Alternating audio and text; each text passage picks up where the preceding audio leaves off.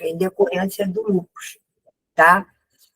E aí nós estamos nesse empate, porque a gente não sabe, né, o que é que a gente faz com ele, né?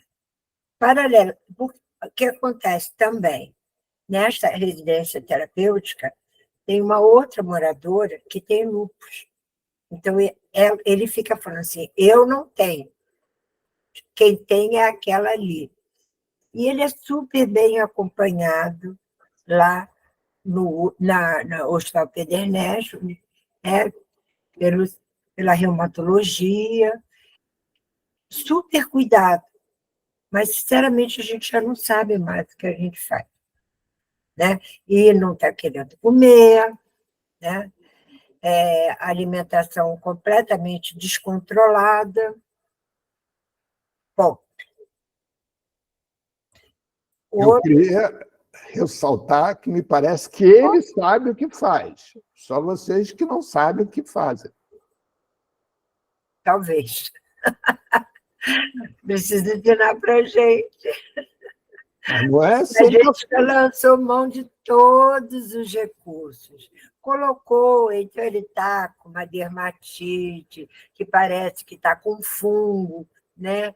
Está com a pele toda. Aí coloca o espelho, mostra para ele, vamos lá, vamos fazer uma higiene, já passaram toalhinha de bebê e tal, não deixa.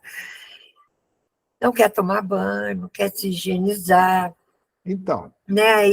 E hoje, sabe, foi de novo, e a gente estava com uma supervisora, e eu estava dizendo que hoje em dia, eu tenho tido muita dificuldade, né, em saber até onde, né, que o trabalho do CAPES, sem ser um CAPES 3, dá conta. Sabe? Qual é o ponto que a gente, assim, bom, agora essa pessoa precisa ser internada. A internação é um cuidado. Dependendo de como ela é feita, ele é um cuidado. É a mesma coisa da contenção. É a mesma coisa do tal do SOS, que a gente evita dar, né? Mas tem horas que a gente tem que lançar mão do SOS. Então, eu não sei, sinceramente, Paulo, você puxou o que hoje nós estávamos conversando de 8 às 11, né? Pois é, mas assim, então você viu que até fechei a apresentação, porque eu acho que esse caso tem muito a nos ensinar, né? E aí, assim, as presentes, Sandra, Sara, Mônica, Ana, Rosângela, Cláudia, por favor, participem da conversa. Né? E me dê sugestões. Isso. Né? Então, Sandra, vamos lá, Sandra, fala. Oi, boa noite, gente. Depois de um tempão sem participar, estou aqui. Mas nem vou poder ficar ao final. Mas, enfim, eu peguei um pouco pela metade, desculpa aí, mas, assim, o pouco que eu ouvi, talvez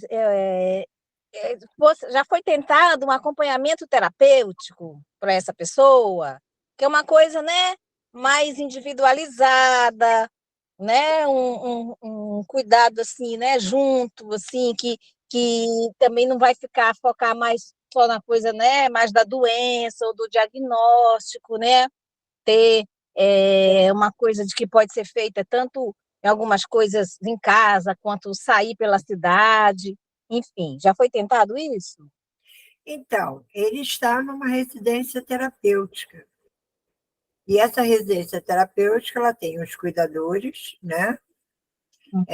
Tem um técnico de enfermagem e tem um acompanhante terapêutico para 2 casas. Então, o cuidado é bastante próximo. Essa equipe é uma equipe muito cuidadosa, né? A equipe das nossas residências terapêuticas, elas são muito cuidadosas. apesar de ser, nesse momento, por exemplo, estão sendo contratados uma nova OS, e eles acabaram de sair de aviso prévio, e, graças a Deus, foram todos aproveitados, né? Apesar disso, né? Eles têm um cuidado muito grande com os nossos moradores. Então, os nossos moradores vão para aula de natação, vão para a feira de São Cristóvão, vão fazer piquenique, etc. A gente tenta colocar o máximo fora, né, da casa, e o máximo fora também do CAPS. A não ser que tenha algum deles que tenha um interesse, por exemplo, a gente tem uma oficina de poesia. Então, se tem algum morador, né, que gostaria de participar dessa oficina, então ele vai ao CAPS. Senão, a gente evita, né, que eles frequentem o CAPS, né? Eles têm que frequentar a cidade. O lugar deles é na cidade, né? Então, Desculpa, como é o seu nome? Edna.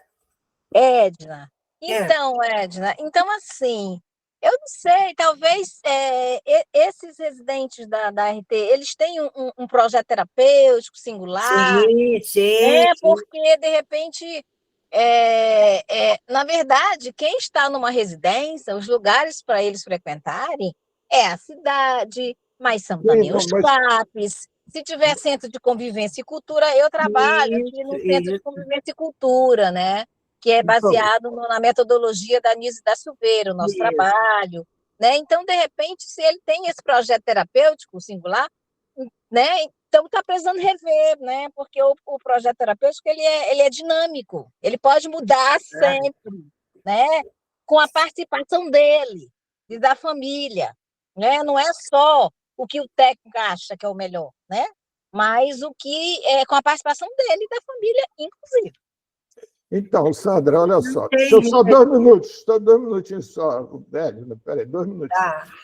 Sandra, olha só, eu acho que. Deixa eu só completar o que você não viu antes, porque esse já é, inclusive, o nosso segundo encontro com a Edna, que é uma frequentadora daqui do grupo há muito tempo, né? E esse caso vem do nosso encontro anterior, né? E aí a questão está sendo trazida por mim desse encontro anterior que a Edna trouxe. E aí, assim, o que nós estamos discutindo é um caso onde esse trabalho que você relata, Sandra, vem de encontro exatamente o que é feito, né? E que existe uma pessoa em que ela quer se tratar ou quer se cuidar de uma forma que não é uma forma convencional. Ela tem lúpus, ela tem uma série de outras questões que ela não quer tomar remédio, ela não quer reconhecer as suas diferenças em relação aos demais, né? E quer se tratar de uma forma que é uma forma muito própria, no sentido de que ela está confortavelmente, pelo menos aparentemente, está confortável nesse lugar, né? E não quer passar por nenhuma mudança, ou seja, não quer tomar banho, não quer tomar remédio, não quer fazer nada. Ela quer ficar do jeito que está e, por favor, não a incomodem. É isso que me parece, né? E eu fico aqui pensando, Edna, voltando um pouco agora, dando uns passos para trás, né? Que eu fiquei pensando muito essas 2 semanas na história dessa pessoa, porque ela é muito emblemática, né? Porque eu acho que a questão central aí é o que significa cuidar do outro, né? Aonde que é que a gente cuida do outro e qual é a fronteira que tenta moldar o outro, né? Dá para entender o que eu falo? Claro, claro. Né? Porque, assim, principalmente dentro da nossa cultura, em que existe esse medo horrível da morte, que existe esse medo de se evitar a morte a qualquer preço, né? A morte traz um emblema de algo muito terrível. E aonde que fica esse lugar, né? Onde que fica o lugar de cuidar? Porque se uma pessoa está escolhendo algo, parece que ela está plenamente apta a viver, né? Me parece que a questão assim, se transforma numa questão maior é quando a pessoa não tem capacidade de se cuidar, ou seja, não tem capacidade de fazer opções, seja elas quais forem. Eu, por exemplo, estava lhe dizendo que eu trabalhei 2 anos em presídio. 1 ano dentro dos presídios e 1 ano fora dos presídios. Eu vivi coisas que eu jamais vivi na vida. Pouca gente sabe, por exemplo, que é muito grande o índice de suicídio de pessoas que são libertas depois de 10 anos na cadeia, sem liberdade. E muita gente se espanta com isso. E aí, se você for olhar pelo lado do preso, você vai ver que o preso, uma pessoa que fica muito tempo presa, ela perde, inclusive, a possibilidade de perspectiva, da visão a longa distância. Ela começa a não saber fazer a mensuração da distância, porque ela só vê até a parede do presídio, olha para cima, para o céu, e aí é o infinito. Ela perde a capacidade de escalonar. Ela perde a capacidade, por exemplo, de conviver na rua, em grupo. Eu saí mais de uma vez com pessoas, com presos, para ir a Campo Grande, uma série de lugares, em que eles ficavam assustados, muitos se recusavam a sair da Kombi, com medo de sair da Kombi. Medo das pessoas. Então, assim, eu estou falando dessas pessoas que trazem uma configuração de vida completamente especial, né? Já, Sandra, completamente especial, em que elas sabem viver perfeitamente dentro de um ambiente extremamente hostil e agressivo, que é um presídio, né? E não sabem viver dentro do que a gente acha que é normal. O normal delas se torna presídio. Então, eu conheci pessoas, por exemplo, que tudo o que tinham na vida era um short. E tinham projetos de vida fantásticos. Entendeu? E outras pessoas que não tinham muito mais coisa, que eu convivia na ocasião fora dos presídios, e que viviam deprimidas, viviam mal. Então, assim, essas referências da normalidade, né, de um padrão de vida, a Nise mesmo traz muito isso. Né? Como é que é? Como é que a gente se refere? E aí que vem a história, qual é o cuidado? Onde que está o cuidado quando a gente se arbora cuidar do outro? Onde está a gente realizar os nossos desejos em relação ao outro, ao cuidar do outro, ou cuidar do outro é instrumentar o outro para que ele tenha a capacidade de fazer opções, de escolher. Isso na nossa função de pai e mãe é muito comum. Né? A gente tenta moldar o filho porque a gente acha que deve ser. Poucas opções se dá para que uma criança escolha, por exemplo. Se a criança chega na hora do almoço e não quer comer, tem que comer. Mas é aí que você chegou num ponto muito interessante, que isso, saindo até um pouco do que a gente está discutindo, esse é um exercício que a gente faz muito, porque toda segunda-feira eu participo da reunião das residências terapêuticas. Uhum. Então, esse é um exercício que a gente faz cotidianamente. Então, aquela casa é deles. Isso. Eles vão escolher. Mas como não vão jantar? Tem dia que eu também não quero jantar.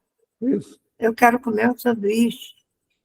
Então, essa normalização, né, que a gente ouve, né, e que para os cuidadores aparece um certo estranhamento, né?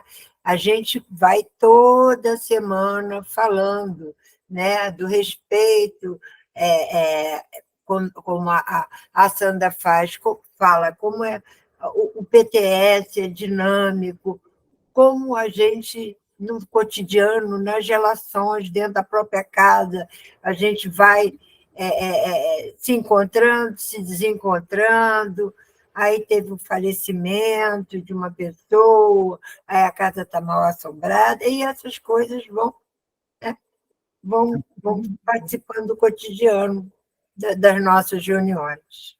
Uhum. Sandra, vamos escutar só um pouquinho a Sandra. Vai lá, Sandra. Então, gente, agora que eu cheguei em casa, estava desistindo. É assim, se ele é de RT, então é porque ele veio de uma internação longa, não é isso? Como é que é? Se ele é cliente de uma residência terapêutica, Morador. é porque então ele né, era internado ou morador de hospital psiquiátrico, é isso? Muito, de longo E, período. e tem quanto tempo que ele ficou internado e quanto tempo que ele saiu? Eu acho que ele ficou internado 30 anos. Caracas. E tem quanto tempo que ele saiu? Tem uns 3, 4 anos. Querido, então acho que isso aí tem que ter paciência mesmo, porque tem um pouco até a ver com o que o Paulo, né, fez essa comparação com a história do povo que fica preso no presídio. É uma prisão, né? Ambos são uma prisão, né? Eu acho Mas ele foi diagnosticado com lúpus já na RT, tá? Tá. E assim, vai ter que esperar, entendeu, Wesley? Mais um pouco, porque acho que tem coisas que ele nem sabe, né? E outras coisas que ele. Porque tem coisas que é reaprender, acho que tem coisas que são aprender, né? Tem coisas que ele não sabe mesmo, né? E talvez também essa transição, né? Não sei como é que foi essa transição, né? Saída de um Muito hospital. tranquila. Todos Né? os nossos moradores, com exceção de uma que foi assim, a superintendência da noite para o dia, disse que tinha que ir para uma residência terapêutica, todas participam de um projeto bem lento, né? Aquele como está no livro lá, que a gente aprende, né? A fazer essa desinstitucionalização. Então, vão se aproximando da casa, do território, fazem as compras de roupa, de lençol. Se a casa não se precisa trocar a cama, ajuda a escolher a cama. É tudo assim. E quantos anos ele tem? Quantos anos? É ele? Ele. Ele tem 55. Qual o nome? Vamos dar um nome, né? Qual é o nome dele? É o nome dele, né? Que é um ambiente, né, protegido.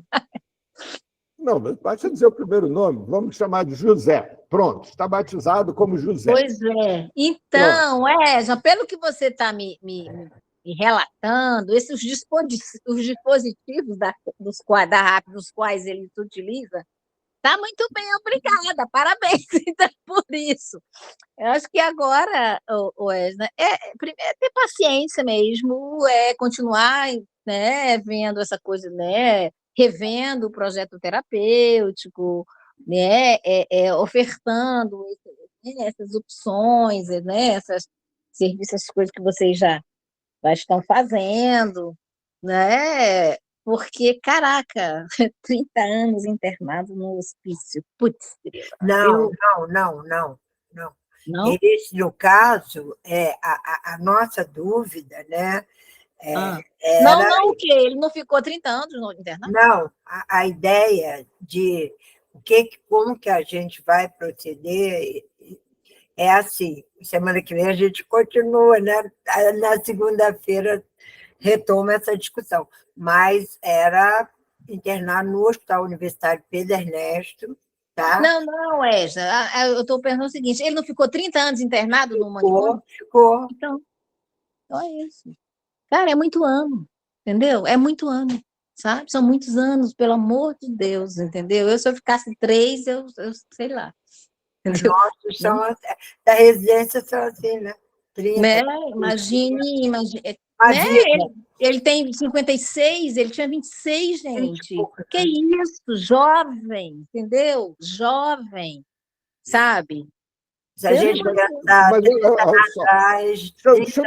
Vou me intrometer nesse diálogo. Porque, assim, a sensação que me dá, né, ouvindo vocês duas, não sei se o resto do grupo também tem a mesma sensação, ou é só minha, é que, embora o projeto terapêutico seja único, embora não sei o quê, embora o lugar dele seja na cidade, ou seja, a regra do manual está sendo cumprida, né? Mas me parece que o que esse cara está acusando é que o manual está errado. Porque ele não quer esse manual. Ele Está não quer errado tomar para remédio. ele, né, Paulo? Eu acho que é errado também, entre aspas, né? Não está adequado para ele. Então, Porque, mas né? está errado. O que eu estou dizendo é que, para ele, está errado. Eu acho que cabe à equipe, e aí eu Sim, acho que vocês vão. peraí, Sandra. Eu escutei um pouquinho você, deixa só eu concluir o que eu estou querendo colocar. Né? Que é assim, se o projeto terapêutico é único, e essa pessoa, né, nesse projeto terapêutico que está acontecendo, ela está divergindo do projeto terapêutico, esse manualzinho que diz todas as etapas tem alguma coisa furada nisso, né? Tem alguma coisa equivocada nisso. Né? E que me parece que a questão é o que pode estar equivocado se tudo que o manual manda fazer está sendo feito. Essa, mais outra pergunta. Vocês têm supervisão, reunião de equipe, estudo de caso, intersetorial, interinstitucional? Vocês têm isso? Tirando a intersetorial, porque nós estamos com... é uma questão longa, mas estamos com uma situação do CAPS UERJ com o município, né? E o UERJ é Estado. E a gente está com uma questão política, né, complicada, mas a gente está com a eleição para reitor agora, começa amanhã, e a gente está com muita esperança que a gente consiga desenrolar essa situação, porque, inclusive, nossa porta está fechada há 2 anos. Então, vocês têm supervisão clínica institucional? Temos. Hoje mesmo a supervisora estava lá. Estava na reunião. Aí, quando a gente vê que o CAPS precisa entrar, e aí a gente leva para a reunião de equipe, também com a presença dessa mesma supervisora, com a coordenadora da RT, com a acompanhante terapêutico da RT, e algumas vezes até os próprios cuidadores também estão presentes. Deixa eu só responder a Marília. Espera aí, deixa eu responder a Marília, que a Marília fez uma pergunta aqui. Marília, sim, nós estamos debatendo sobre formação de profissionais para atuarem no CAPS. Né? E o que acontece é o seguinte, no CAPS, onde a Edna trabalha já há muitos anos, né? Ela tem um paciente que é um paciente absolutamente complexo, né? E nos traz uma reflexão dentro exatamente como é que a gente forma profissional. E aí nós estamos discutindo a partir de um caso muito complexo, que é um paciente em que vem de 30 anos internados sem rede. Isso, sem rede, né? E está 3 numa residência terapêutica e também sendo atendido no CAPS. E nesse processo ele tem lúpus, e nesse processo ele está se recusando a tomar medicação, está se recusando a tomar banho, está se recusando a cumprir todos aqueles procedimentos que estão escritos no manual, e ele está dizendo, eu não quero esse manual. Né? Esse manual, para mim, e nada dá exatamente no mesmo. E a discussão aqui é o seguinte, o que se faz defronte disso? Né?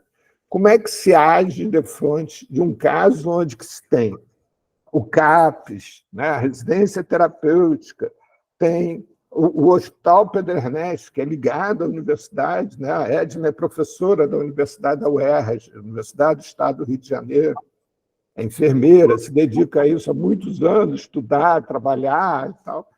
E nessa dedicação dela, ela cumpre todo o manualzinho naquilo que pode, nos repartos de recursos que lhe dão, e, ao mesmo tempo, chega uma situação como essa e ela não sabe lidar, e isso já vem acontecendo já há algumas semanas. E aí nós estamos aproveitando esse caso aqui para a gente discutir como é que faz. Né? Ou seja, vamos nós, vou repetir isso, que eu acho que isso é o centro da história. O que o manual indica está sendo feito.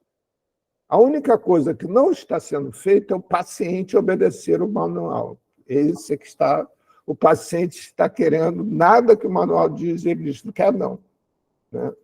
E aí a questão que se traz aqui é o seguinte, até quando pode se respeitar esse desejo do paciente, né, de não querer cumprir as regras do jogo, no sentido de tomar remédio, tomar banho, né, deixar a doença dele avançar, né, que supostamente lhe causa sofrimento, que supostamente esse sofrimento deveria estimulá-lo a tomar remédio, banho e etc. E ele parece que está gostando da sensação que dá no corpo dele, essa doença que, teoricamente, é muito dolorosa. Chama-se lúpus. Né? Então, a discussão é essa. Sim. Então, dentro dessa discussão, Sandra, eu queria estimular um pouco os outros a falarem também, para que a gente possa escutar, senão nós três vamos acabar ocupando todo esse espaço, que é um espaço de todos. Pessoal, nem que a gente faça um tempo de silêncio, né? Nós vamos esperar o próximo problematizador. Pode falar, Marília. Boa noite, vocês me ouvem? Aham. Sim. Eu peguei aí o bonde andando, né, gente? Desculpem, mas assim, quando eu vi o professor falando agora a questão da dificuldade por resistência, né, do usuário, meu pensamento veio mais bem ligado à questão dos vínculos, né? Ele ficou muito tempo, né, institucionalizado. E nesse meio tempo em que ele retornou, ele passou a ser atendido, né, pela rede de atenção psicossocial e outros serviços, ele encontrou alguém com quem ele fortaleceu vínculos? Porque às vezes, pelo menos na minha experiência aqui na nossa cidade, quando a gente estava trabalhando mais diretamente, né, na RAPS, a gente conseguia algum progresso, por menor que fosse, através das pessoas que tinham mais vínculo com o usuário, né? Então, às vezes, a gente conseguia caminhar um pouco mais, né? E ele já está aí com uma série de outra doença, né? Já muito grave, né? E que a gente sabe que é sofrida também, né? E uma das formas que a gente conseguiu sucesso foi através da pessoa que ele fazia um vínculo melhor. Nem sempre era da família, às vezes era o rapaz, o porteiro do CAPS, né? Às vezes era um vizinho, às vezes era a pessoa do CRAS, mas a gente buscava principalmente aquela pessoa que ele tinha mais vínculo, a gente procurava investigar quem era. Deu certo em alguns casos, em outros não, né? A gente não tem uma fórmula mesmo pronta, mas às vezes em que a gente viu algum progresso foi quando a gente conseguia, através dessa pessoa em que ele tinha vínculo, né? E outra, em relação a à pergunta, né, até onde, isso é muito, eu acho extremamente complexo, até onde ir contra a vontade, né, do sujeito, né? A gente ouve muito falar, né, contra a internação compulsória, né? A gente é contrário a isso. Quando se passa na nossa família, quando está dentro da nossa casa, isso se torna mais complicado ainda. Quando a pessoa se recusa, não quer fazer tratamento, não quer se cuidar, não quer utilizar medicações, é muito complicado, porque a gente pode esbarrar até em questões mais complexas, do tipo, a pessoa não quer mais viver, por exemplo, como já foram alguns casos que a gente já lidou, né? E é muito, muito complicado, porque às vezes a pessoa não quer mais viver, ela para de comer, ela para de utilizar a medicação, ela desiste, né? E até onde é direito dela parar de entrar nesse movimento da vida, né? Então, ou do autocuidado, né? Que mantém a vida. É realmente muito complexo, né? Até onde entra a questão ética nossa, né? Como profissionais trabalhamos aí a favor dessa vida, né? a favor dessa liberdade, até onde isso é contraditório, até mesmo com o que a gente defende, né? É isso. Eu acho muito complicado, muito complexo, e realmente a gente tem que, juntos, eu acho que a gente consegue encontrar algumas alternativas que podem dar certo. Por Eu, isso que eu sou super favorável ao apoio matricial, né? A gente trabalhar em rede, a gente escutar outros setores, a gente ver onde esse rapaz ou essa moça, essa pessoa vai fortalecer mais o vínculo, né? Conhecer essa pessoa, inclusive para descobrir o que que ela gosta nessa vida, né? Por que que ela tá chegando a esse ponto, né? E o que que a motivaria de alguma forma, né, a estimularia, né, a olhar com outro olhar, né, essa situação dela mesma, né. É isso. Obrigada. Obrigada. Marília, eu tinha duas perguntas para te fazer. Posso fazer? Oi? Eu tinha duas perguntas para te fazer. Eu posso fazer? Pode, claro, prof. Não sei se vou poder responder. Não, não. Primeiro, deixa eu te fazer uma afirmação. Eu não sou professor, não, viu? Então, meu nome pode me chamar de Paulo mesmo, que eu gosto bastante do meu nome. Mas olha só, você falava aí, e muito na sua fala, você usou dois termos que eu queria entender o uso desses termos. O primeiro é assim, porque fazendo isso pode dar certo, né? Ou também, um outro momento, você falava assim, não, porque a gente fez isso e aí teve algum progresso. Ah, Me entendi, explica, por prof. Já favor. entendi o sentido. Já entendi. Professor, pode falar? Pode falar, mas sem o professor. É, desculpa a mania. É o seguinte, essa questão de sucesso e progresso é do hábito até do uso do hábito tradicional, né, que a gente tem, infelizmente, ainda. Porque até isso que é considerado sucesso, progresso, está referenciado em nós, está referenciado naquilo que a gente aprendeu lá na nossa formação tradicional, do que o que é que o profissional de saúde, o profissional que atua, né, a favor da vida, o que é que realmente é a favor da vida, né? No que a gente aprende tradicionalmente, está habituado a lidar, é o quê? É levar a pessoa tentar apoiar essa pessoa no sentido em que ela tenha comportamentos que direcionem para a preservação da vida e da saúde dela, né? Física, no caso, né? A gente pensa nisso também, e a saúde mental também, mas isso é tão relativo, né? Isso é como eu coloquei a questão do desejo de continuar a viver ou não, né? Será que a gente está se referenciando no nosso desejo, né? No nosso parâmetro, no nosso, na nossa concepção pessoal, são os nossos desejos. Às vezes o outro não deseja o que a gente está desejando para ele, né? É como o senhor falou sobre a questão dos filhos, né? Dos pais e dos filhos, né? Às vezes a gente quer uma coisa para um filho que a gente acha que é um bem para ele, que é o melhor para ele, pela experiência que a gente tem na vida e tudo mais. Às vezes ele escolhe outro caminho, né, que vai justamente no sentido, às vezes, até oposto ao que a gente entende que seja o melhor para ele. Então, essa palavra progresso e sucesso é mais referenciada nesse sentido mesmo tradicional do que a gente considera que seria ele ter um autocuidado, seria ele preservar, buscar preservar a saúde dele, né, a saúde física, a saúde mental, pelos caminhos que a gente aprende, né, tradicionalmente. Mas é como eu disse, prof não, Paulo, é complexo, porque até onde vai realmente, né, o nosso desejo e o desejo do outro? A gente tem direito de desejar pelo outro, nesse sentido? Até onde isso é ético ou não é? Até onde isso existe uma encruzilhada, inclusive, né? Onde a gente chega numa encruzilhada entre o nosso fazer, os nossos fazeres, aquele juramento que a gente faz quando se forma, né?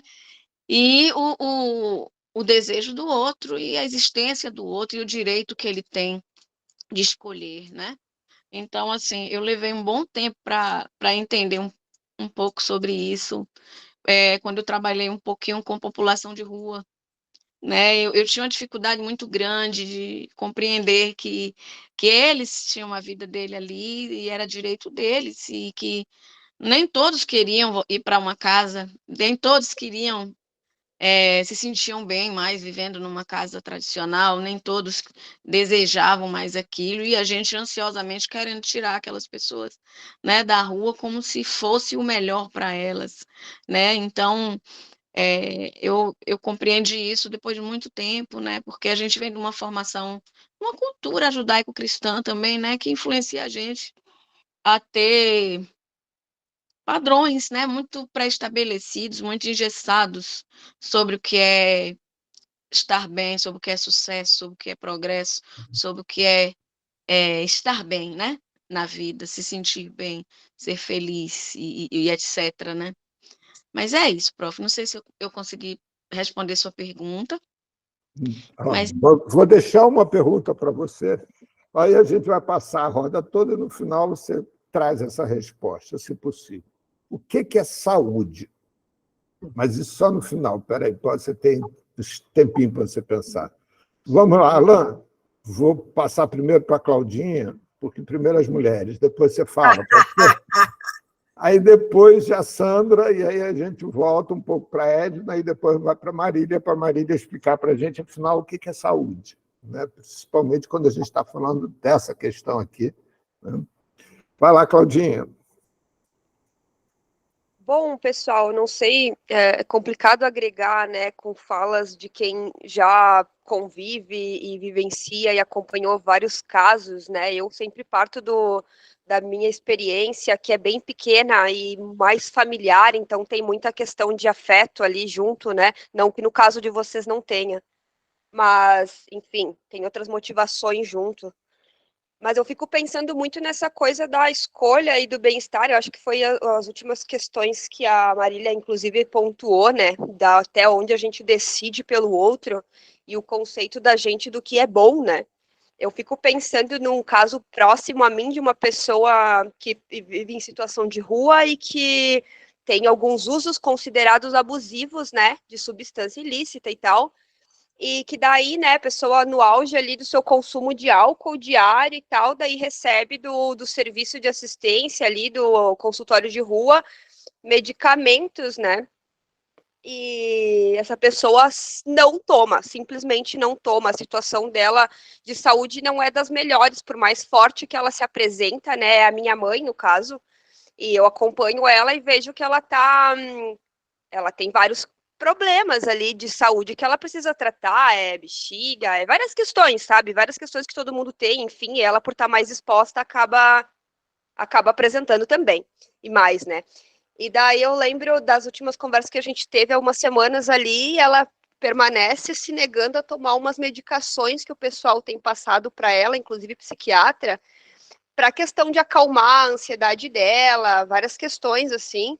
E ela bebe, né? Ela bebe bastante. E ela disse que ela não ia tomar. Ela disse, eu não vou tomar isso aqui, porque eu não vou parar de beber. E eu sei que, né, o álcool não me faz tão bem, mas eu não vou parar de tomar, eu não vou tomar esses remédios porque eles, junto com a medicação, eles vão me fazer muito mal. O álcool e o remédio não vai dar certo, ela é bem lúcida, muito sóbria nesse sentido. Ela é sóbria em todos os sentidos, na realidade, né? Mas quero dizer assim que quando se trata disso, por mais que ela não seja uma pessoa estudada, ela tem consciência de que aquela coisa não dá certo, ela até questiona, ela diz, como que eles estão dizendo que se eu ficar umas horas sem beber vai dar tudo certo? Não vai dar certo, não.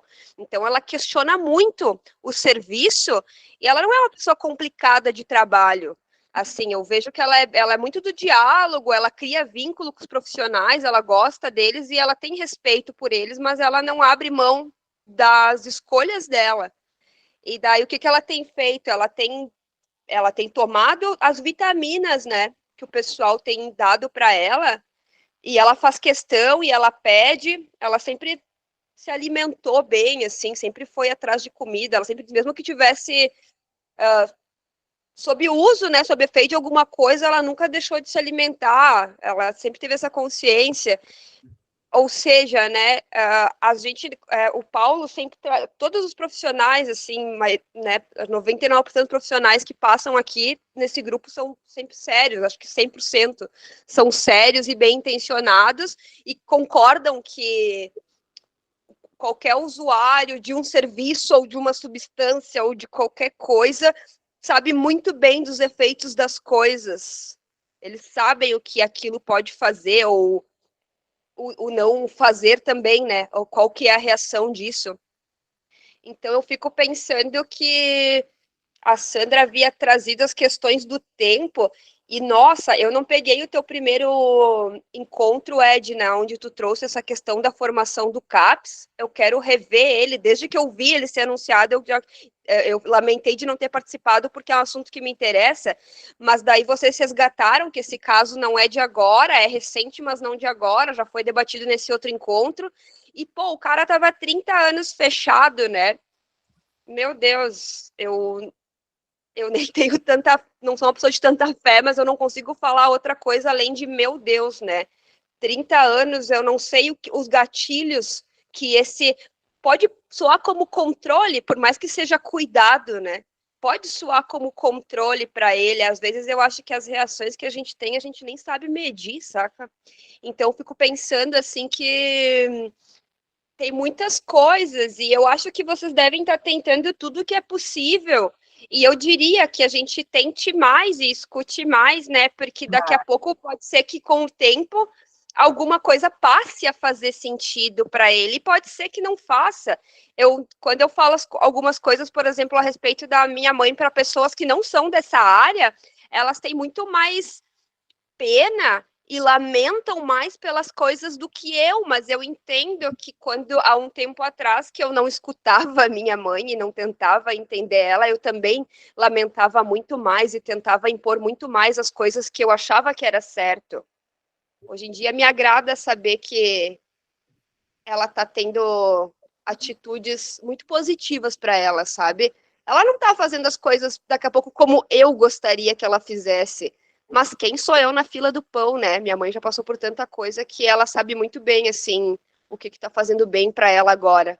Enfim, gente, eu acho que eu só repeti as coisas de uma vez, eu não devo ter acrescentado, mas me solidarizo aí com tudo, e eu acho que o serviço está fazendo o que consegue, daqui a pouco, talvez, já que já conhece o beabá certinho, pode ser que seja a hora de desconstruir ele, então, né? A gente aprende a regra para depois mudar ela. Daqui a pouco vocês estão com esse desafio aí na mão. Mas, enfim, é uma leiga aqui falando. Só admiração aí pelo trabalho, viu? Obrigada. Sandra? Então, gente, eu vou até finalizar a minha participação, porque eu vou ter que sair. E assim, olha, Marília, achei muito interessante as coisas que você falou, né? Relacionada à história do desejo, da ética, né? E que passa pelo cuidado, né? Que o Paulo está perguntando o que é cuidar, né? É sempre cuidar, né, do que a gente acha que é, né? Mas você acha que a gente tem que estar sempre pensando o que é o cuidar para o outro, né? O que o outro quer, o que o outro deseja. E assim, Edna, o que eu tenho para te dizer, porque eu não sei mais o que dizer. Às vezes a gente se, né, assim, a gente chega nesse lugar. De não sei. A gente chega nesse lugar também, né? Aqui eu sou de Rio Branco, Acre, e a gente passa por uma situação assim que assim já teve assim discussões homéricas assim interinstitucional, tipo, sabe aquela coisa, né? Não sabemos mais o que fazer. E assim, pensando um pouco do que a Marília falou, o que eu pensei é que é assim, essa pessoa, né, o José, ele não sabe qual é o desejo dele, gente. Eu acho que cabe essa equipe nesse momento, que em algum momento ele vai sinalizar, ele vai dar uma pista, uma dica do que eu estou aqui perguntando, e ele sabe qual é o desejo dele, gente. Nós aqui, que acho que não tem nenhum de nós que está aqui, ficou 30 anos, porque é encarcerado, né, gente? Ninguém ficou 30 anos, entendeu? E a gente, às vezes, a gente sabe qual é o nosso desejo, sabe? Então a gente fica. Por que não? Peraí. Não, deixa eu só concluir, Paulo. Não, nada Paulo, vai disso, atrapalhar não. o meu raciocínio, Paulo. Não. Agora você vai me explicar o que é desejo. Como que Calma, é isso? Paulo. Peraí. Como que não? Como uma pessoa pode não saber o que não deu, o que deseja? Não entendi. Eu acho que sim, Paulo. Eu acho que às vezes a gente não sabe. Às vezes tem momentos que a gente se perde. Eu acho que tem momentos. Eu estou explicando, Paulo. Estou tentando explicar, se você deixar. Então, assim, às vezes a gente se perde, às vezes a gente está desorganizado mesmo. Eu estou falando de nós, de mim, né? Quantas vezes teve momentos que eu não sabia o que fazer, que eu não sabia o que eu iria, sabe? Esse é o seu desejo. Esse é o seu desejo, não saber. Sim. Então, o não saber, né? Teu desejo. Eu acho, sabe, Edna, que todo mundo, né, tem esse direito de não saber. E talvez, é claro que isso causa em nós, né, trabalhadores, né, da saúde mental, uma ansiedade, uma impotência, um monte de coisa, né? Que aí também a gente, né, muito menos cada um, né, que faz as suas coisas, de sei lá como é que cuida da sua saúde mental, né? Você vai para uma análise, para uma psicoterapia, você vai para academia, você vai namorar, enfim, né? Ou tudo isso, porque eu faço tudo isso, né? Então, assim, eu acho que a primeira é estar junto, continuar junto dele, né? Disponível, né? E para, né, uma hora ele vai dizer assim, olha, gente, não é nada disso, mas é isso aqui, né? Eu creio nisso, né? Que em algum momento essas outras coisas que ele não conhece possa vir a fazer algum sentido para ele, né? Porque, como foi falado aqui, né, o beabá é o manual, né? Primeiro, a gente não tem muito manual, né? Na verdade, né? A gente tem lá algumas diretrizes, eu diria, mas manual não tem manual, tem diretrizes, tem coisas que a gente faz que ajudam muito, né? Que bom, eu fico feliz, primeiro que você tem uma rede completa aí no Rio de Janeiro, porque aqui no Rio Branco a gente não tem. Né? E principalmente educação permanente é um negócio que assim que já não tem algum tempo, né? E é isso. Eu acho que uma hora sei sim. E eu acho que e para finalizar mesmo é para dizer que vocês equipe se cuidem, se cuidem, né? E é isso, tá bom, gente? Sandra, muito obrigada pelas suas contribuições. Eu acho que essa última frase, né, que você falou, e aí eu vou puxar um pouquinho para a docência, né? Ai, desculpe, depois eu falo. Não, pode falar, depois a Não, gente passa. Depois a gente passa. A gente tem muito tempo ainda, pode falar. É porque, por mais que a gente tenha um currículo avançado, e esteja com outro no forno para sair, vou dizer uma coisa, o modelo ainda é biomédico, né? Então, eles chegam, os alunos, né? Eu fico no internato, fico no último período, então eles chegam para mim como é que foi que você falou, Paulo? Com manual, né? Eles passam... Desculpa, de repente até desqualificam, né? O trabalho dos outros profissionais, né? Exatamente, tem uma menos-valia, até nas escolhas. Eu digo que na outra encarnação eu vou fazer marketing, para ver se eu consigo que os nossos alunos tenham vontade de trabalhar na saúde mental. E aí, quando eles passam, né? Porque eles veem uma representação do look, da loucura, muito forte socialmente, né? Então, quando eles passam no internato, e aí eles veem da potência que tem os usuários. E aí eles se deslumbram, né? Mas ainda, né, o modelo biomédico ainda é mais forte. E dentro desse modelo biomédico, a gente tem o que chama processo de enfermagem, que é um manual perfeito. E nós não conseguimos, na saúde mental, graças ao bom Deus, aderir, né, a esse processo de enfermagem, porque esse coloca numa forma. E aí eles chegam e assim, professora, amanhã eles vão visitar a residência terapêutica. Amanhã não, sexta-feira vão visitar a residência terapêutica. Professora, o que eu vou fazer lá? Não sei. Eles vão numa casa. Quando vocês vão visitar alguém, vocês já sabem o que vocês vão fazer lá? Sei. Eu estou alcançável. Podem me telefonar. Mas dizer o que vocês vão fazer lá, eu não sei. E assim a gente vai mostrando a potência dos usuários, dos moradores, etc. Mas quando a gente se depara com uma intercorrência clínica, como um outro que foi colocado hoje, mas que não dá para a gente, nesse momento, ficar discutindo, do perigo, se ela não fizer uma intervenção, se a gente não fizer uma intervenção, né, onde tem uma pancreatite neco-hemorrágica, etc., etc. E aí, Paulo, eu acho que essa discussão está sendo muito boa, né, como sempre, né? A gente sai muitos questionamentos do papo de segunda. Eu tenho me encontrado nesse momento de até onde a gente pode ir, até onde internar. Eu não estou falando de uma pessoa orientada, eu estou falando de uma pessoa em crise, né? E essa maneira singular de expressar o seu sofrimento, que a crise é isso, o sintoma é isso.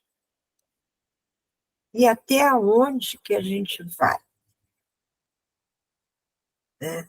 Na clínica, ok, lá na clínica médica, na cirúrgica, não sei o que e tal, mas as pessoas estão orientadas, pelo menos a gente pensa que estejam. E aí, livre-arbítrio, exercício da cidadania, etc. Mas será até aonde que a gente pode ir, né, com uma pessoa que está no momento com dificuldade de entrar em consonância com a realidade social, sabe? Eu não sei, sinceramente. Eu acho que a reforma trouxe esses questionamentos, né? Que antigamente era assim, tem sintoma, tem delírio, tem alucinação, aumenta o antipsicótico, está com depressão, dá um antidepressivo, etc, etc. Tem muita gente que faz isso ainda, né? A indústria farmacêutica está rica ainda.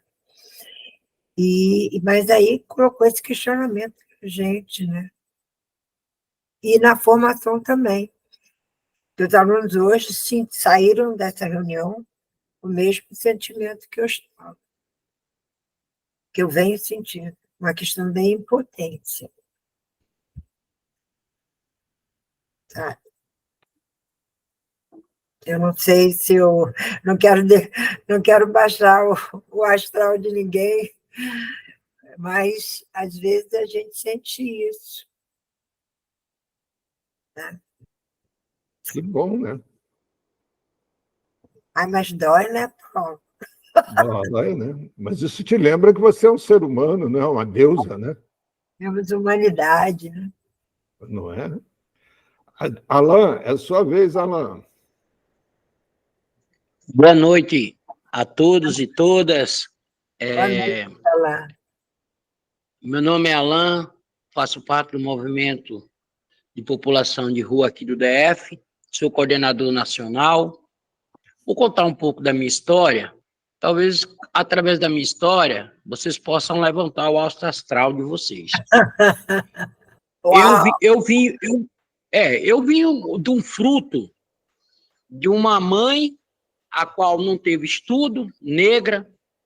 A única situação de mãe solteira, de me sustentar, foi se prostituir. Com idade de 10 anos, já me envolvi com as drogas. Com 14 anos, já estava no Beco do Candeeiro, em Cuiabá, como segundo traficante maior do Beco do Candeeiro dentro de Cuiabá. Olha aí como é que é a história. E os técnicos sempre atuando, né, dos CAPs em Cuiabá, Cochipó da Ponte, Varja Grande, né, sempre me atuando para que venha me recuperar. Eu de menor. E eu sempre correndo deles, porque mas nunca maltratando eles. Um dia me deparei com a doutora Gabriela, que é do CAPS. Ela chegou e me falou assim: ainda que você desista da sua vida, eu não vou desistir de você. Eu vou trazer você para dentro da sociedade. E nisso ficou batendo essa palavra na minha mente. Falou, puxa, essa mulher não me conhece. Ainda que eu desista de mim, ela não vai desistir de mim. Por que ela falou isso? Ela não é minha mãe. Ela não é minha tia. Ela não é uma parente minha. O que essa mulher pensa que ela é? Para entrar na minha vida assim. Mas eu peguei e fui refletir. Poxa, primeira vez que eu vi alguém se importar comigo. Ela não chegou. Eu não ofereci nada para ela dizer essa palavra. E simplesmente eu sempre fugia dela. Qual o motivo? Vou chegar perto dela. Comecei a ter um diálogo com a doutora Gabriela. Doutora Gabriela, tem condições de senhora chegar perto de mim? Ela falou, graças a Deus. Até que, enfim, caiu a ficha. E ela foi conversando comigo. Começou a conversando psicologicamente. Por que eu fui parar na rua? Qual que me levou? Isso. Eu falei, eu nunca tive alicerce familiar. Eu nunca tive uma casa, nunca tive um teto, nunca tive uma mãe para deitar no colo, para beijar, para abraçar. Eu só tive pessoas que sempre me machucaram, me arrebentaram. Polícia, rua, droga, pessoas que estavam ao meu redor, sempre querendo me levar à profundeza do abismo, à morte. Então, por isso que eu me tornei o que eu sou hoje. Eu me tranquei no meio dessa situação, aonde que eu não tenho força para sair. Mas, por que você falou essa frase? Até hoje, essa frase está marcada na minha mente. Ainda que eu venha me abandonar e eu esquecer de mim, ela jamais vai me abandonar. Então, nisso, eu me peguei nessa frase. Até hoje, eu estou com 21 anos, né? Ou estava com 21 anos, quando eu peguei, abri a mente, falei, poxa vida, essa frase, eu vou acolher ela. E fui para uma casa terapeuta, Tio Dorico, em Cuiabá. Cheguei lá no Cuiabá, me internei. Fiquei 9 meses internado. Cheguei, saí de lá, falei, para onde eu vou? Qual o endereço que eu pego? Qual é a casa? Saí de lá, sem estrutura, para encarar o dia a dia, eu voltei para o tráfico de novo, porque eu não tinha nenhum sustento, não tinha nenhuma formação, não tinha nenhum trabalho, as portas tudo fechadas. Só aquela história de oração, joelho no chão, Deus vai prover, isso e aquilo. E eu vendo que não é nada disso, que a coisa tem que é mais complexa do que pode imaginar, e pedi, voltei de novo para essa situação. Doutora Gabriela foi lá de novo. Alan, vamos para o CAPS. Falei, doutora, fui para a casa de recuperação, não deu certo. Fiquei 9 meses e perdi a situação todinha da minha vida. O pastor disse que Deus ia prover tudo na minha vida, não proveu foi nada. Só me degrediu mais ainda. Minha mente está toda perturbada. Vamos para o CAPS. Cheguei no CAPS, comecei a me tratar. Fiquei com 6 meses de desintoxicação, tranquilo. Depois de lá, a doutora Gabriela me colocou para estudar. De lá, a doutora Rosana fez eu conhecer o Movimento Nacional de Pop Rua, aonde hoje eu tenho 46 anos, né? Para honra e glória do Senhor, faz 20 e poucos anos que eu estou limpo, né?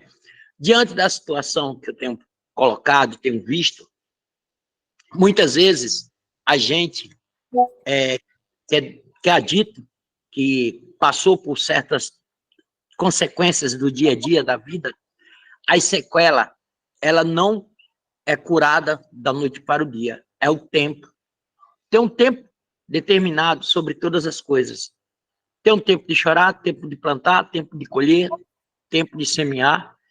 Eu creio que o tempo de cada um a dizer não para as drogas, a voltar para a sociedade, é o tempo que ele vai refletir na vida dele, mas é que nem eu falo, o profissional nunca pode desistir, porque se você plantou uma semente ali, se você, amanhã ou depois, aquela semente que você plantou, o outro profissional vai germinar nela, e o outro vai regar.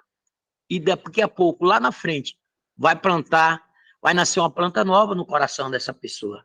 Essa pessoa vai ver que tem pessoas que sinceras, profissionais bons de coração, que pode mudar a história de uma pessoa, pode viver uma nova história naquela vida, através dos profissionais.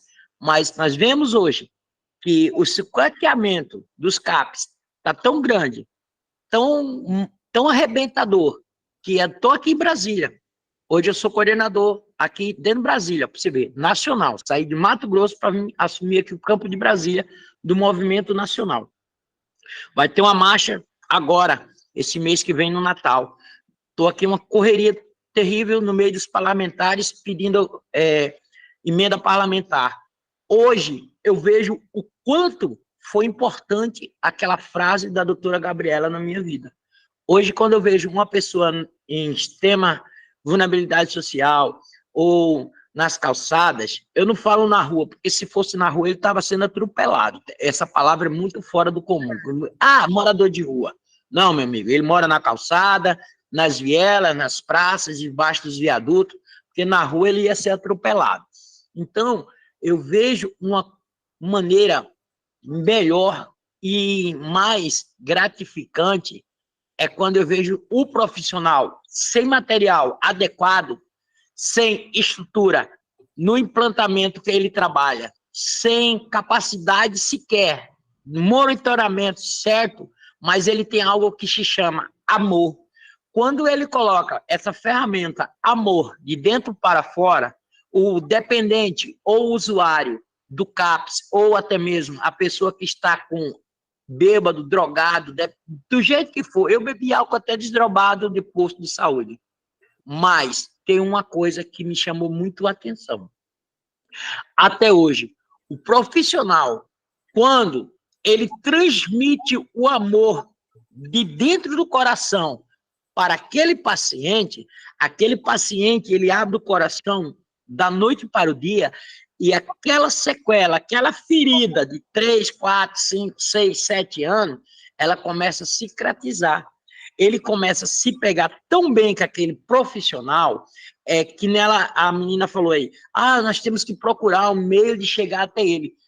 O melhor meio e o mais rápido possível é quando você dá olho a olho para o usuário, pode ser o que for, pode ser sua mãe, que nem a menina falou, mas quando você não tratar ela como mãe, mas sim como uma paciente sua, e mostrar para ela o outro lado da moeda, de dentro que você é capaz de ajudar, de ser a muleta daquela pessoa para caminhar, porque aquela pessoa está paralisada.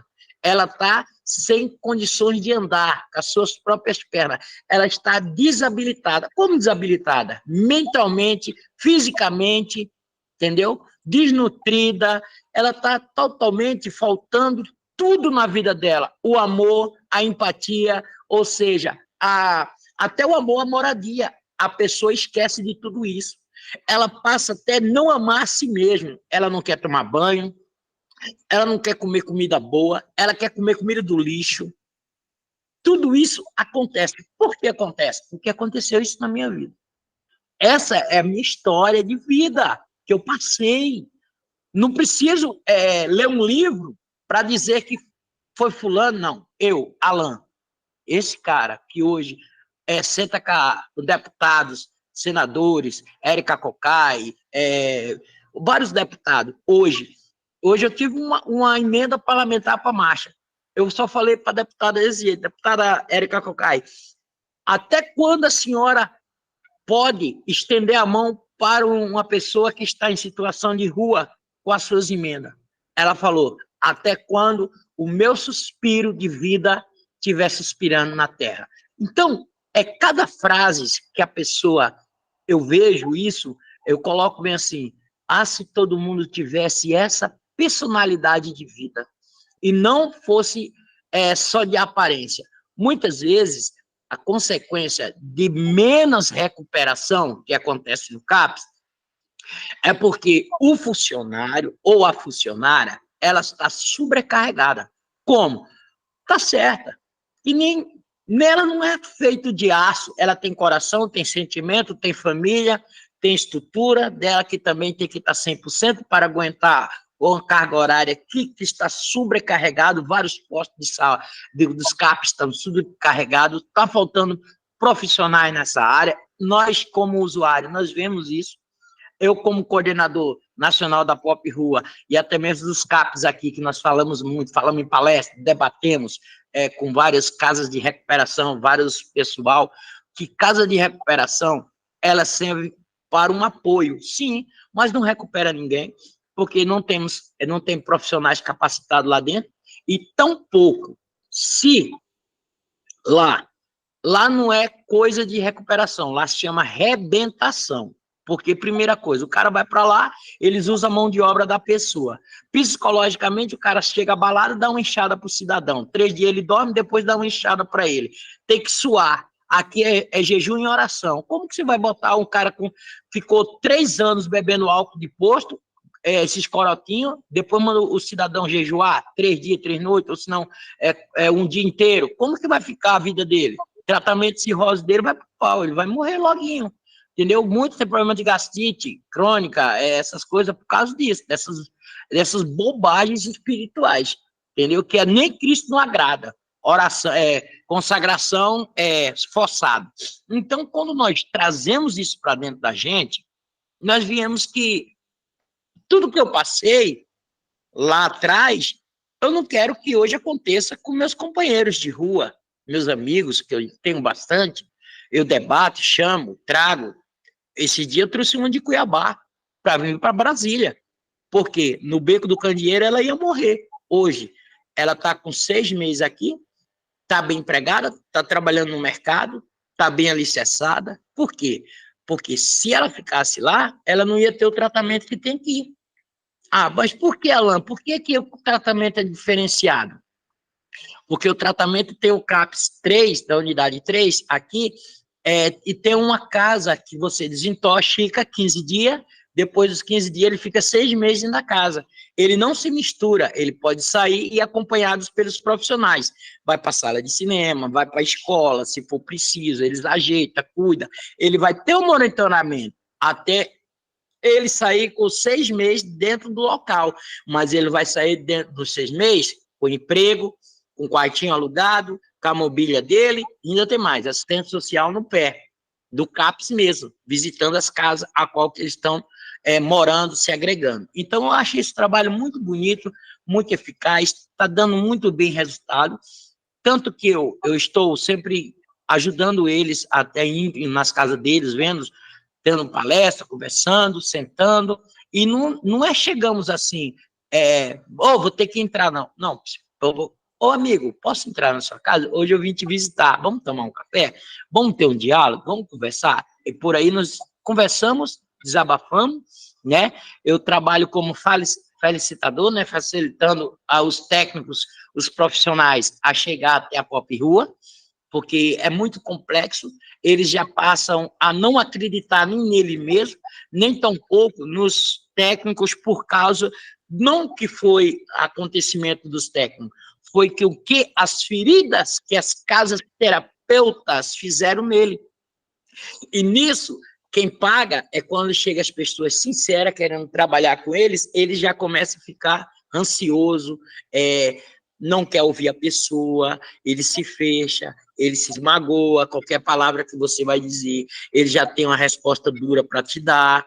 Então, muitas vezes, um facilitador é uma coisa muito importante em qualquer CAPS, para que você possa chegar até aquela pessoa. Como se diz? Por quê? Porque o cara que vai facilitar você chegar, o profissional, chegar até o usuário, é porque o cara sabe falar a linguagem do que o usuário está passando. Como que eu posso falar uma coisa de um drogado, falar de uma droga, coisa que eu nunca fumei, que eu nunca usei? Como eu posso falar os efeitos? Tem pessoas no livro que falam, muitas vezes estuda, nem esses livros nunca bate. Nunca bate. Eu mesmo, quando eu usava droga, eu ficava deitado. Tem outros que correm, tem outros que choram, tem outros que entram em desespero, tem outros que se suicida, tem outros que quer se matar, tem outros que quer roubar. Cada a alucinação são diferentes. Fumar maconha, eu fumei. Eu fumava maconha e comia que nem aqueles porcão do Rox. Tem outros não, que fuma maconha, bebe, sai dançando e continua. Eu comia tanto que eu dormia. Então, tem vários tipos que o organismo trabalha de cada droga, o organismo trabalha de forma diferente. Nem todo mundo é igual ao outro. E trazendo hoje um bom resultado, que nós viemos e vemos, a essência de um bom profissional não está no conhecimento técnico dele. Tá, não. Eu falo com toda clareza, porque não quero desqualificar o seu diploma, não. Eu quero qualificar ele, quando você usa ele com amor. Quando você coloca ele, o amor acima dele. Você entendeu? O amor de uma profissional, ela pode transformar essa profissional, como eu. Eu nunca tive amor de mãe. Essa doutora Gabriela, ela transformou o diploma dela como um amor de mãe para mim. Entende? Ela quebrou isso, o vínculo de angústia, de tristeza, de nunca ter mãe, ela chegou e preencheu. Ela falou, ainda que você venha se desistir de você, eu jamais desistirei de você. Eu fiquei analisando, puxa, nem minha mãe nunca falou isso. Ninguém falou isso para mim. O que é que essa mulher tem? É minha parente? É minha amiga? O que é que ela é? Vou me aproximar dela. Ela tem algo diferente. Me interessei. Então, Alan, Aí, Alan, me aproximei. Oi. Alan, olha só. Oi. Eu estou te interrompendo de propósito, porque eu quero muito que você volte aqui para continuar falando, entendeu?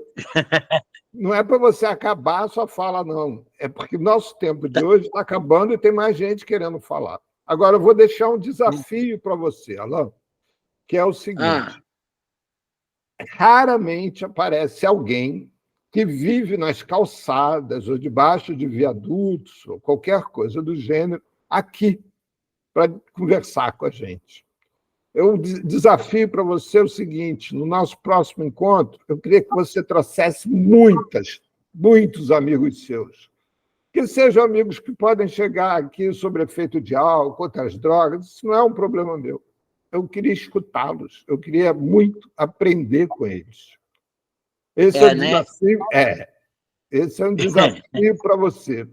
Trazer teus amigos para cá para debater com a gente. Para debater. Isso é coisa mais fácil. Isso aí eu moro aqui no prédio aqui do lado e o CAPS é 2 quadras aqui de casa, eu só ir lá no AI e mandar o link para a galera entrar, todo mundo tem telefone lá, vocês... Então, faça isso. E depois que você trouxer todo mundo desse CAPS, traga de outro. Olha, vem aqui, isso aqui existe para isso. Para a gente poder conversar, para a gente poder aprender um com o outro. Tá bom? Isso. Estou te esperando aqui segunda-feira que vem. Espera aí, isso. Adilson, sua vez, Adilson.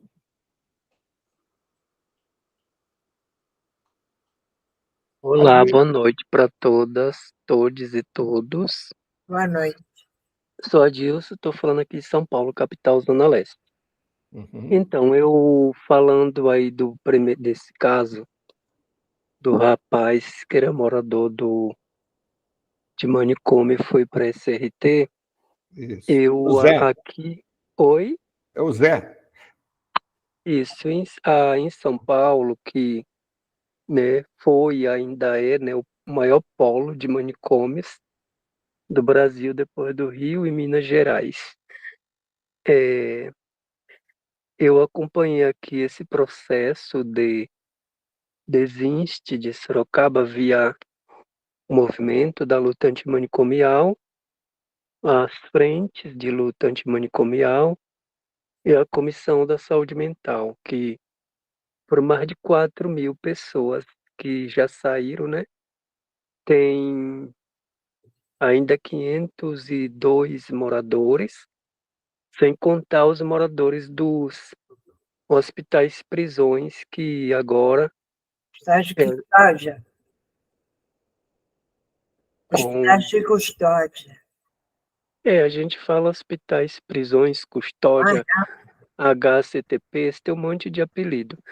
A Pastoral fez uma pesquisa desses HCTPs, que eu também participei do grupo que está na internet, Hospitais Prisões. A gente intitulou de Hospitais Prisões. Porque a pessoa ela tem o, o processo criminal e o processo, eu falo processo também, né? Porque está sobre regras das ciências, né? Dos CIDs, é o processo clínico que chama. E aí é um grande trabalho da equipe do grupo condutor, envolvendo vários ministérios, defensorias, Ministério Público Estadual, Federal, grandes equipes trabalhando para fazer esse processo. Né? Sorocaba é uma cidade que tinha mais, a que ganhou também mais SRT, mas lá é tudo organização social que assume. A crítica que a gente tem é que foram os mesmos donos dos manicômios que pegaram, que monta essa SRT. Que monta essas SRTs, é só troca de lugar, né? Quer dizer, tem umas críticas também com relação a essa questão do cuidado em liberdade, que é a privatização da saúde mental. Quando tem a privatização total dela, é uma privatização total. Tem uma coisa que a gente fala que é a formação acadêmica, que ela não forma para rede, ela forma para teoria, né? Para aplicar técnica. E depois, em segundo, quando quem consegue entrar na rede, ela vai contratada ali por um contrato de organização social. Não passa por aqueles processos que um servidor público passaria, né? Do ano, da probidade administrativa, de fazer continuidade de carreira e tudo mais. Tem SRT que elas mantêm cadeado na porta da geladeira. Quer dizer, a ideia de ser uma casa está longe de ser uma Adilson. casa da pessoa, de ser uma casa daquele paciente, né? Então, acho bom, quando a gente for falar de saúde mental antimanicomial, cuidar na liberdade e política sobre drogas antiproibicionista, a gente falar um pouco dessas coisas também, né? Porque não é tudo, né, o que está no papel, não, realmente. E a gente conversa toda semana com pessoas de vários estados, pessoas usuárias e familiar, e conta, né? Hoje, se um usuário ele for falar muito do tratamento dele do CAPS, esse remédio me faz mal Adilson. assim. Oi, Adilson, é para mim parar, Paulo? é por causa da questão da hora. Eu queria que você fosse. Tudo bem, encerrei. Olha Depois eu só, volto. peraí, calma, Adilson, calma. Eu queria que você fosse concluindo hoje, mas sabendo que na próximo encontro, quer dizer, no próximo não, no segundo, na segunda-feira de dezembro, a Edna vai estar de volta aqui para falar sobre a formação de profissionais de CAPES. E aí você está convidada a continuar a tua fala, entendeu? Eu volto de novo, porque nessa parte de formação, a gente tem discutido muito isso, inclusive lá na aula da pós-graduação da Unesp, que eles chamam a gente, que eles têm um programa lá que é Docentes pela Experiência. As pessoas, usuárias da rede ou do movimento, que vai para falar das suas experiências também, né? Eu acho bacana isso, essa ideia da Unesp, agora está tendo na Unirio também uma formação muito boa, feita pelo Eduardo Mourão, a Suzy Mota. Tem também na Fiocruz, já fui na Fiocruz, até em Portugal, na de Coimbra, falar também das nossas experiências, né, sobre isso, né, o que acontece de fato, né? A formação, ela é a formação para a rede, né, acadêmica, né? Tem mudado pouquinhas coisas assim com esses cursos de extensão, que não é para todo mundo, e na formação da especialização na rede agora, né? Então, vou voltar Adilson, sim para eu isso. falar sobre isso também na próxima segunda. Obrigado. Então, Adilson, olha só, nós vamos fazer o seguinte, eu vou propor para que na segunda-feira de dezembro você abra a fala, tá, do dia da Edna, que ela vai, depois ela em cima. Não, depois de você, tem a Marília ainda, né, para falar sobre responder o que é saúde, afinal de contas. E depois tem a Maria Pimentel também, que ela tirou, ela tinha pedido fala e tirou achando que com isso eximia ela. Não, então já temos uma sequência da segunda-feira, começa com a Dilson, depois Marília, depois Maria Pimentel. E aí, Edna, vai lá, Edna, agora você tem 10 minutinhos para introduzir a próxima segunda-feira, Edna. Então, primeiro, o Alan estava falando e eu fiquei pensando aqui, caramba, em 10 minutos ele conseguiu passar a trabalhar com a gente um curso de saúde mental, né? Impressionante, né? Você falou de políticas públicas, você falou dos movimentos, você falou do pop rua, você falou do que é um cuidado, né? Um cuidado de liberdade, a questão da empatia, a questão da empatia, né? De uma maneira geral, né? Das estratégias de ressocialização, dos não seis, né? Não sei. Você, de repente, falou dessa, como é que se chama? Casa de cuidado, casa terapêutica, né? Que é a comunidade terapêutica. Falou um pouquinho, se aproximou da medicação, e você teve a coragem, né, de contar para a gente a sua história. Isso não é para qualquer um, não, Alain. Sabe? Nessa sociedade que a gente vive, a sociedade do Instagram, que todo mundo fica rindo, fazendo pose para tirar foto. Então, a pessoa ter coragem de vir e falar o que você falou, você nos deu uma lição de muita potência essa noite. Sabe? Eu tenho muito pouco a acrescentar. E te agradecer muito. E que você trouxe, né, para a gente, né, que é possível. Né? Então, eu saio dessa reunião hoje diferente de que eu saí da de hoje de manhã, entendendo que a vida não é, né, uma linha reta. Tem avanços, retrocessos, que a gente sabe disso. Mas, às vezes, a gente tem as recaídas, assim como você teve, que a recaída faz parte do processo. E a gente, às vezes, tem essa recaída, achando que, poxa vida, eu estou dando o que é melhor. Como assim?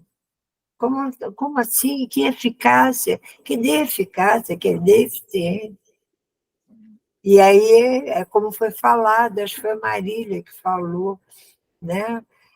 Que a gente, isso tem um peso grande, né? Na nossa construção da personalidade, etc. E você mostra para a gente que é possível. Né? Obrigada. Aliás, obrigada a todos, né?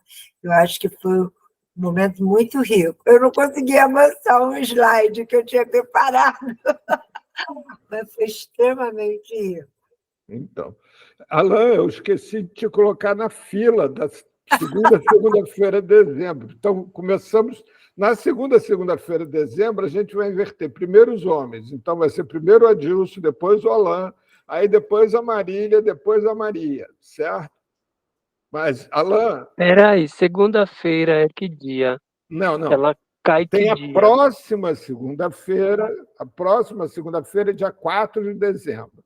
Emerson Merri vai estar de volta com a Isabel, né, para falar de novo, avançar na questão saúde e racismo. Aí vem a segunda-feira de dezembro, que é dia 11 de dezembro. Aí a Edna vai estar aqui para falar sobre a formação de profissionais de CAPES, né, acompanhada por vocês. Então, o Mas Alain... não vou poder, eu vou estar na 5ª Conferência Nacional da Saúde Mental em Brasília. Puxa vida, mas você não pode participar mesmo que você vai ter atividade segunda-noite, será? Tem a abertura, né? Vai ser a Tem as abertura? atividades autogestionadas, aí tem a abertura à noite. Tá bom, Alain. Então, você vem para o dia... Adilson, desculpa, Adilson, que é Deixa o muita Alan, coisa. então. Isso, não, olha só, Adilson, não, a gente faz diferente. A gente transfere, então, o retorno da Edna para o dia 11. Dia 11 não, dia 18.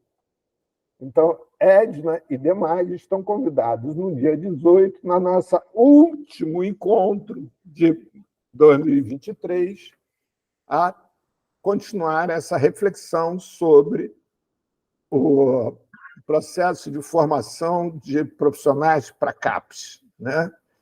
Então, isso vai ficar então para o último encontro, dia 18 de dezembro. Ok, Edilson?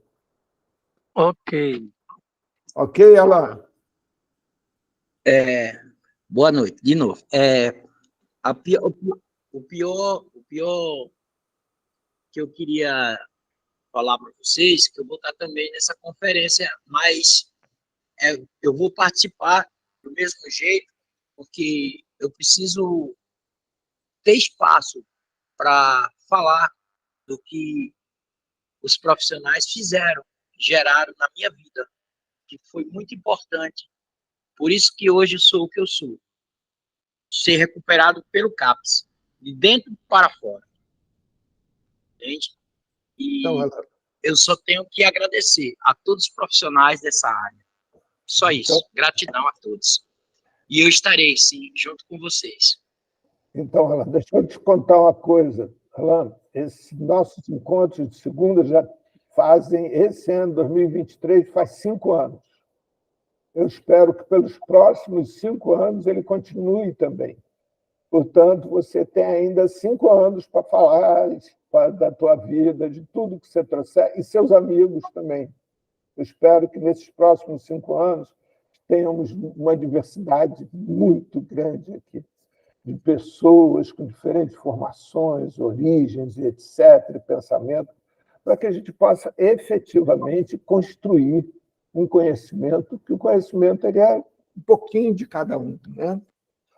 Vai juntando um pedacinho daqui, um pedacinho dali, para depois vir um vento destruir tudo, mostrar que o que a gente achava que era verdade não é verdade, né? Mas é assim a vida.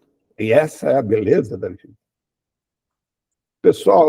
Paulo, olha só, eu tive uma ideia aqui agora, não sei da possibilidade disso, da gente se vocês acatarem, já pensarmos no cronograma para o ano que vem, mas eu acho que seria muito interessante as pessoas que forem participar lá da Conferência Nacional de Saúde Mental, também não sei o formato, tá, Paulo, como é que a gente poderia fazer isso, mas dessem um feedback para a gente, sabe?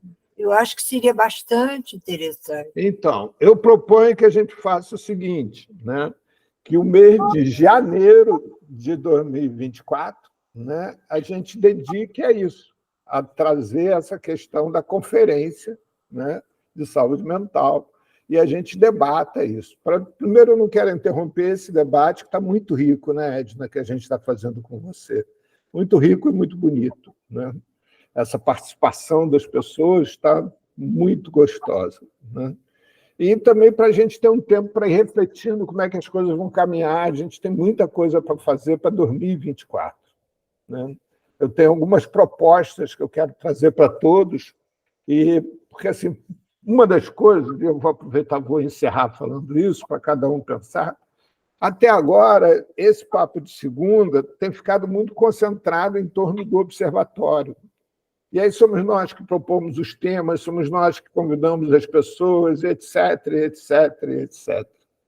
E eu acho que esse grupo já atingiu uma maturidade suficiente para a gente ter uma proposta de autogestão, de não precisar ficar concentrado em cima do observatório e poder ficar nós decidindo quais são os nossos temas, nós decidindo quais são os formatos, nós decidimos quem vamos convidar ou não vamos convidar. Então, eu queria que cada um dos presentes hoje e dos próximos, que eu vou fazer esse convite a todos, né, começasse a pensar sobre que tipo de responsabilidade gostaria de assumir referente ao papo de segunda. Né?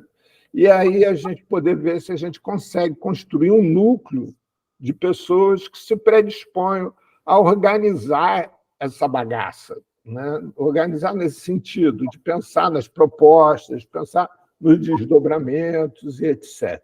Né? Então, isso é uma coisa. A outra coisa é o seguinte, vou repetir, esse espaço aqui é um espaço de todos nós. Isso que aconteceu hoje, é esse o nosso objetivo. Tanto que a gente, quando convida uma Edna da vida, a gente chama o provocador, né? Porque é essa a ideia.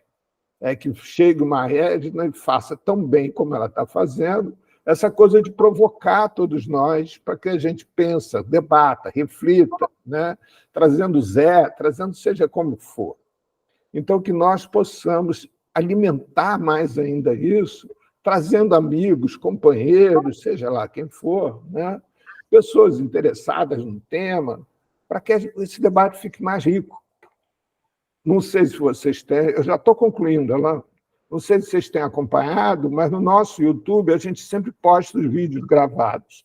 E a audiência no YouTube tem sido muito boa, sempre muito maior do que a presença aqui. Isso, para a gente, eu acho isso muito ruim, porque a riqueza disso é exatamente o que aconteceu hoje. É a possibilidade de a gente trocar conhecimento e a gente ir se enriquecendo. Ver no YouTube é igual ler um livro, né? Ou ver um programa de TV, e não é essa a nossa intenção. A nossa intenção é estimular e a gente quer aprender. Eu, por exemplo, Paulo, estou aqui para aprender. Né? Eu gosto de vir aqui para aprender, para poder estar aqui escutando, debatendo, falando, provocando, falando besteira, falando seja lá o que for, mas falando e escutando.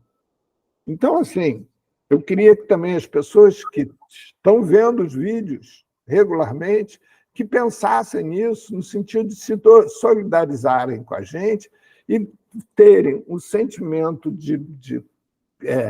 como é que eu vou dizer, o sentimento de solidariedade mesmo, o sentimento de vir também expor os seus conhecimentos, nos ensinar tudo para a gente que sabe, né? Trocar, dividir com a gente.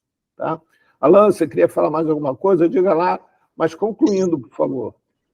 Tá, e o bom da história é que hoje